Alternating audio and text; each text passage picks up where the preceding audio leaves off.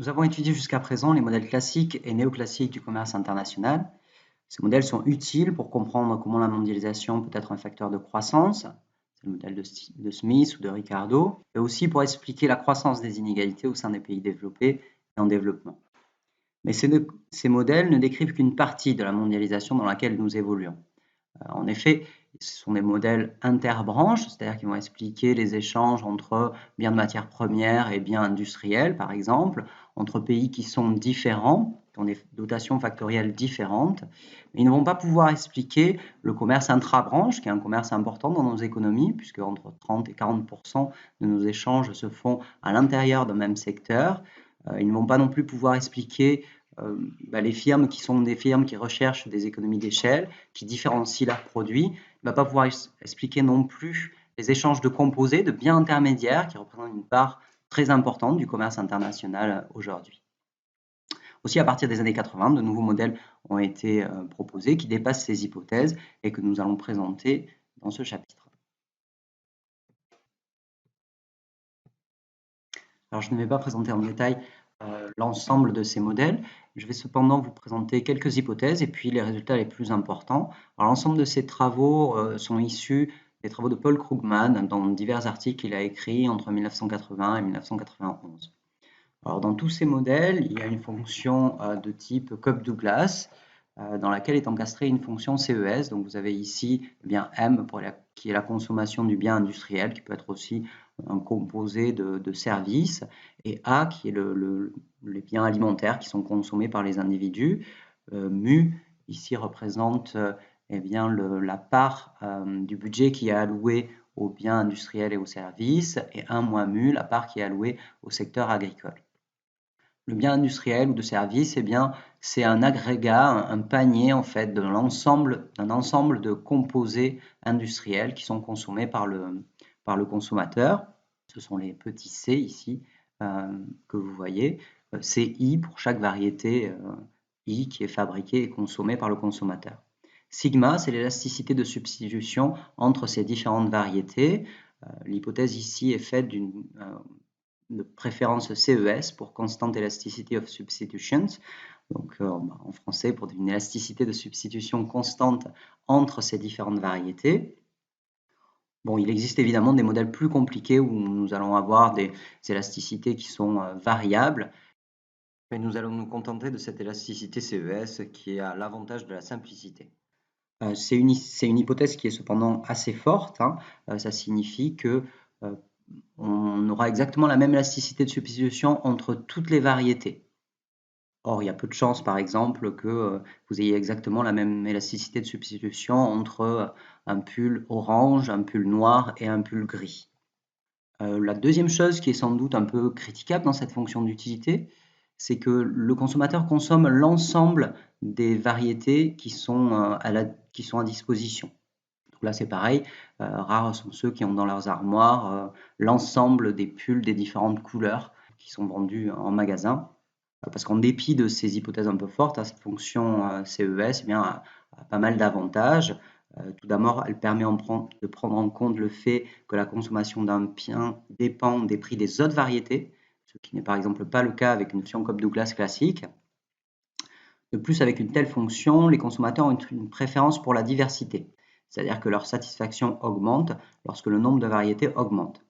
Cette caractéristique est intéressante dans la mesure où, dans les faits, les consommateurs semblent effectivement apprécier, dans une certaine mesure, avoir plusieurs variétés à leur disposition. Rares sont ceux qui n'ont que des pulls noirs, par exemple, dans leur armoire. Ensuite, la concurrence qui est faite ici, qui est supposée ici, c'est une concurrence monopolistique. Ça veut dire que chaque firme produit une variété et dispose d'un pouvoir de monopole sur cette variété. Les firmes négligent les effets de leur action sur les prix des concurrents et sur le revenu national. Il y a de plus des coûts de transport. On va noter phi ici le degré d'ouverture qui représente ces coûts de transport. Et la présentation que je vais vous faire est une présentation d'un modèle à 2 pays. Il n'y a qu'un seul facteur de production qui est le travail. Le nombre d'entreprises sera noté S et la demande Y. Les salaires seront notés W. Comme je vous le disais, je ne vais pas présenter tout le détail du modèle, même je vais présenter assez peu de choses du modèle. Sachez cependant qu'on doit maximiser cette fonction d'utilité On maximise les profits aussi. Je ne vais pas spécifier là la fonction de coût des entreprises, mais voilà, on maximise les profits. Et puis ensuite, on égalise l'offre et la demande et on obtient le modèle à l'équilibre. Dans ce modèle, il y a 3 effets, 3 mécanismes. Le premier effet, c'est un effet taille du marché. Une création de firmes plus importante dans un pays, eh bien, va créer des revenus. Ça va entraîner une augmentation des salaires, une augmentation des profits, et donc plus de demandes dans ce pays. Il y a aussi un effet coût de la vie. Plus il y a de firmes dans un pays, moins il y a de coûts d'importation, moins de variétés sont importées. Et donc le pouvoir d'achat, en quelque sorte, des consommateurs est meilleur dans ce pays où l'ensemble des variétés sont produites. Donc il y a plus de ventes locales et donc plus de revenus qui sont créés localement. Enfin, il y a un effet de concurrence parce que sur un plus grand marché, eh bien, il va y avoir plus de firmes et cette concurrence eh bien, va peser sur les profits, qui risque de se répercuter sur les salaires et donc entraîner moins de demandes. Donc voilà, on a ici les effets, on va ici caractériser un peu les effets, un cercle vertueux qu'on peut obtenir dans ce modèle. L'effet taille de marché, ça va être que une demande plus importante dans une nation eh bien, va entraîner plus de profits, plus de création de firmes, ce qui va générer plus d'emplois et ou des salaires plus élevés. Il va donc y avoir plus de variétés qui vont être produites et consommées, des coûts commerciaux plus faibles, ce qui va entraîner une augmentation de la demande, et ainsi de suite. Donc le modèle, eh bien, on le résout à l'équilibre symétrique, c'est-à-dire que l'équilibre symétrique, c'est lorsque les pays sont identiques, on considère toutes les variations avec un effet miroir, c'est-à-dire que si par exemple il y a une augmentation de firmes dans un pays, eh bien ça se fait au détriment des firmes de l'autre pays, puisqu'elles leur prennent des parts de marché par exemple. Et toutes les variations seront notées avec un chapeau ici. Donc s'il y a par exemple W chapeau, eh bien c'est une variation de revenus dans le pays local, dans le pays domestique. Dans l'expression que vous voyez là, ici, juste ici, eh bien, nous avons donc S chapeau sur Y chapeau. Je ne sais pas si vous vous souvenez, mais S chapeau, c'est le nombre de firmes. Donc ici, nous avons au numérateur eh bien, l'augmentation du nombre de firmes. Y chapeau, c'est l'augmentation des revenus, l'augmentation de la demande en quelque sorte. Ça dépend de deux choses, de A et de B ici, qui sont des paramètres. Et ici, d'une autre variation, qui est la variation des salaires par rapport à une variation des revenus de la demande. A est un paramètre qui dépend, A et B sont des paramètres qui dépendent de l'ensemble de plusieurs paramètres, en fait, des coûts commerciaux, de l'élasticité de substitution entre les variétés, et puis aussi de la part des revenus qui sont dépensés dans les différents biens. Quelque chose d'important, c'est que A est toujours supérieur à 1. Si dans cette équation, qui est donc le résultat de notre résolution du modèle, eh bien, on suppose que les salaires ne s'ajustent pas totalement à la demande, à un choc de demande qu'on peut avoir, une taille de marché plus grande, eh bien, à ce moment-là, cette expression ici disparaît et nous avons donc cette variation du nombre de firmes sur la variation de la demande qui est égale à A. C'est très facile de savoir quel est le résultat puisque nous venons de voir que A eh bien, était supérieur à 1. Donc on obtient l'effet taille du marché. Un pays qui a une demande plus importante que son partenaire attirera une part de la production plus que proportionnelle.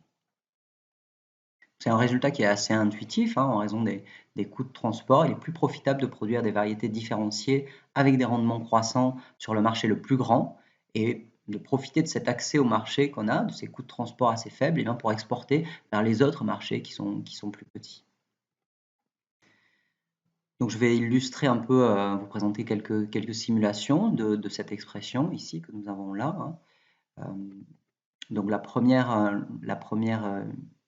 ici simulation, elle est faite justement en considérant que W chapeau sur Y chapeau est égal à 0.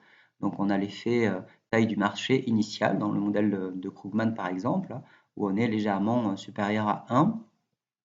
Et plus ici c'est les coûts commerciaux, plus il y a intégration, pardon c'est le degré d'ouverture, plus on est intégré et plus cet effet taille du marché augmente.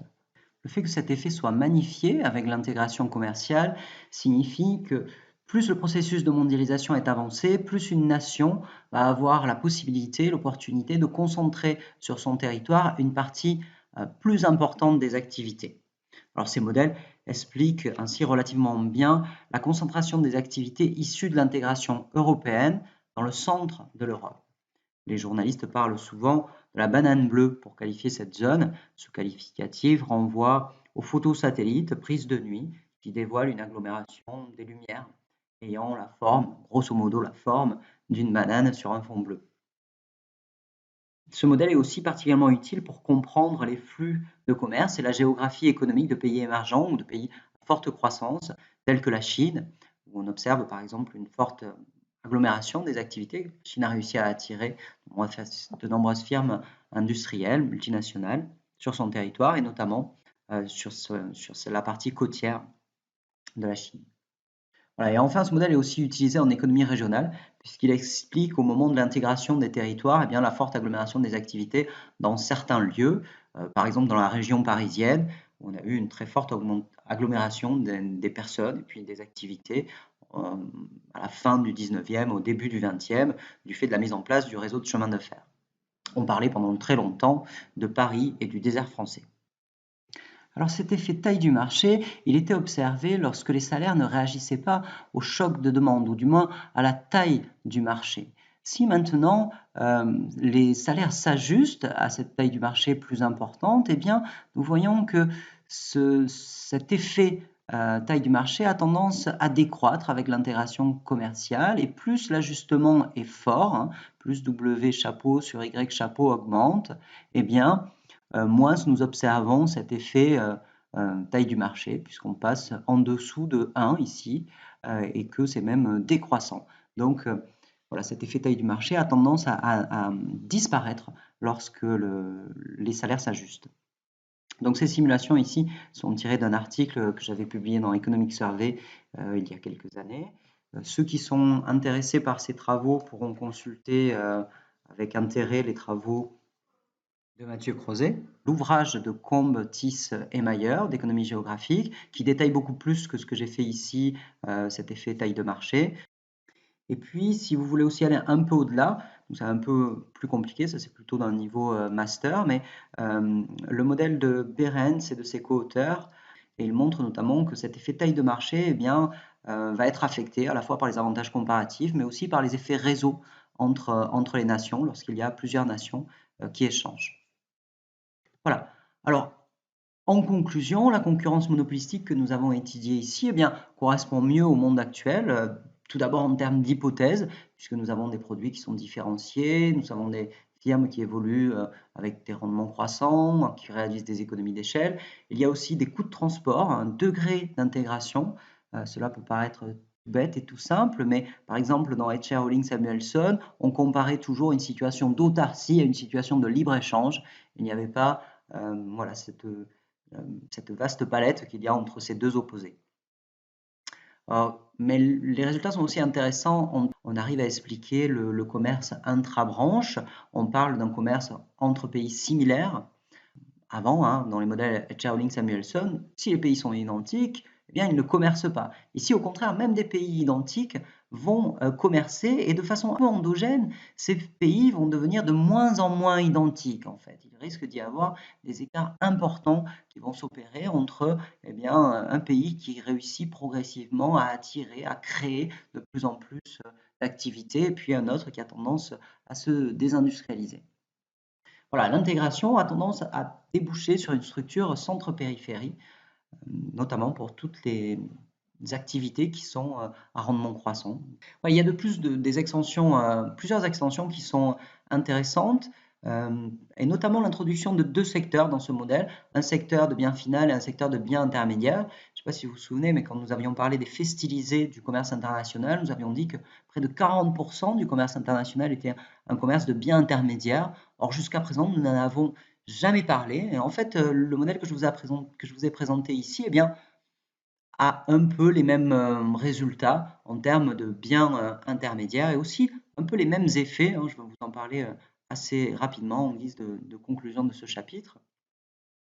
Dans ce modèle, plus il y a une taille de marché importante, plus il va y avoir de profits et de création de firmes dans le secteur final. Ça, c'est un peu ce qu'on vient de voir. Et cette création de firmes dans le secteur final, eh bien, ça veut dire quoi? Ça veut dire plus de demandes pour les firmes qui produisent des biens intermédiaires. Et cette augmentation de demande pour les firmes qui créent ces biens intermédiaires, ça veut dire plus de profits. Ça veut dire aussi plus de concurrence, donc une baisse du prix des biens intermédiaires. Et ça, eh bien, c'est-à-dire que les producteurs de biens finaux vont être plus compétitifs parce que leur intrant coûte désormais moins cher. Et donc, nous avons à nouveau ce cercle vertueux ici qui explique que nous allons avoir avec l'intégration, nous risquons d'avoir avec l'intégration, eh bien, plus de création ou une attractivité plus importante de certains territoires qui développent une taille de marché plus importante. Voilà, un grand merci pour votre attention et à bientôt.